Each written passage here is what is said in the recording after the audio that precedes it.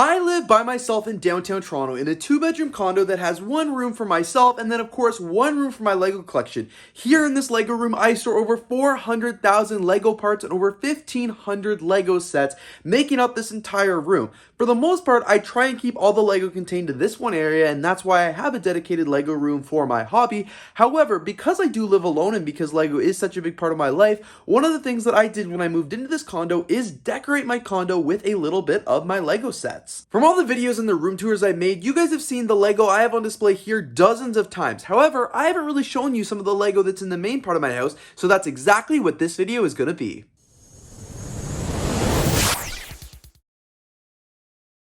Alright you guys, so I will warn you, I don't actually have a ton of Lego in the main area of my house, like in my bedroom and my living room, but I do have a little bit, and it's all strategically placed. So for starters, you guys, the very first piece of Lego I've got in the main part of my condo is the Lego World Map. The Lego World Map hangs in my dining room here, right behind the dining room table. I love this set because it really is a centerpiece here in my house. It looks awesome. It's one of the biggest pieces of artwork I have, definitely the most expensive, and it's just so much fun to look at. People at first don't even realize that it's Lego. They actually just think it is like a world map or something like that, and when they look up close, they're like, wait a second, is that Lego bricks? And it is, and it's really cool, and it's just such a statement piece, and I love the Lego art line for that reason, because it's so much fun to have really cool art in your house, especially when it is of Lego. Of course, I've also added some of the countries that I've been to as well, mainly Europe and some of Canada and the US. I had the rest of Canada put on here, but unfortunately they got knocked off and I just haven't had a chance to fix it yet and take a look at it. But the Lego art project is definitely one of the first things I added to my house in terms of Lego. Fun fact, right underneath here, the second item I have of Lego is right here. You guys can see it is the Lego bonsai tree. It's on the table here in my dining room under the world map, and it is just another great little Lego set to have on display. On this table over here, I also have one of the Lego Botanical Garden sets. Like, I can't remember what this set is exactly called, but it is obviously the Lego plant, and it just looks really cool. And again, a lot of people don't even realize that it is just Lego at first when they look at it. I've got some other things on the table here, which I hope to get rid of soon, because one of the goals I have is to get the Lego globe set and put the globe up here next to that plant. I think that would look really cool, but unfortunately, the last time I went to the Lego store, they didn't have any of the globe left. So until I get that, I just have a few random things there. Next to that, I've got the largest Lego set I have in my Lego collection, obviously other than the world map, and that is the Lego Roman Colosseum. This was the first Lego set that I ever wanted to actually have on display in my home. So originally I wasn't going to put any Lego out here. All the Lego was going to have to go into the Lego room, which kind of makes sense, but this is just such an amazing set, and I wanted to have it on display and to be able to show it off. So I got this table from IKEA specifically for this set, and specifically to keep the Roman Colosseum. I love it. Every time people come over, they look at that set and they're like, holy crap, you've got a Roman Colosseum, and they just think it's the coolest thing. So I love having that one on display.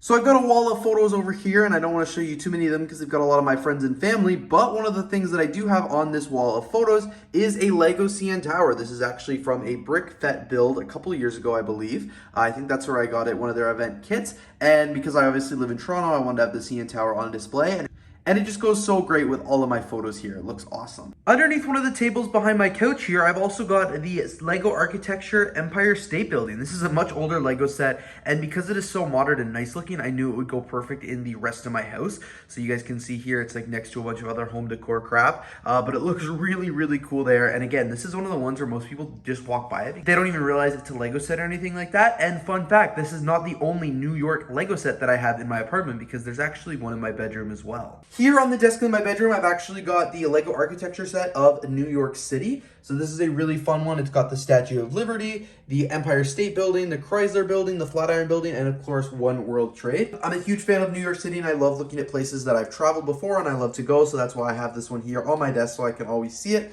Fun fact, I've even got a map of New York City just above that, so it really is quite fitting. I've also got a bookshelf over here, and on the bookshelf, I do have the Lego Adidas Superstar set. This is a really fun one as well. This was a gift from a friend. So a lot of times when I do get Lego as a gift, I do try and keep it out here in my open spaces of the house.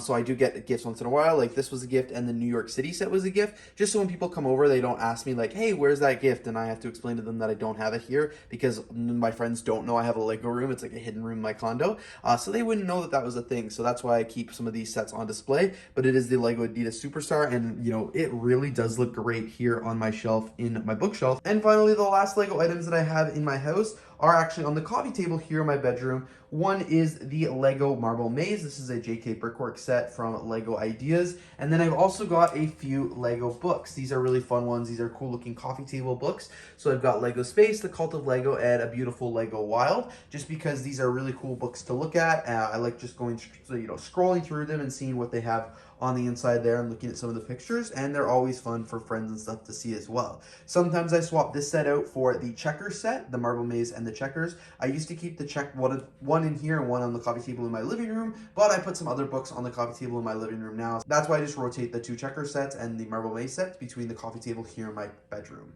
I probably should put the checker set back in my Lego room if I'm not going to use it, but right now it's just in my storage room with all the other home decor that's not on display right now. Alright you guys, now I've given you an exclusive inside look at all of the Lego sets that I keep around my home that are not here in my Lego room. You guys see this Lego all the time. This is where a majority, like 99.99999% of my Lego collection lives, but of course I do have the sets out there that I can enjoy year round. Like I mentioned, a majority of the ones are gifts or just sets that are so large that I wanted to have on display because I think they're really cool, because my friends still unfortunately don't know about this Lego room, and that's a whole other topic, but that's okay. That is the Lego I have right now around my home. So anyway, you guys, thank you so much for watching this video. If you did enjoy it, please don't forget to leave a like, comment, and of course subscribe, and I'm looking forward to seeing you guys here in the next video.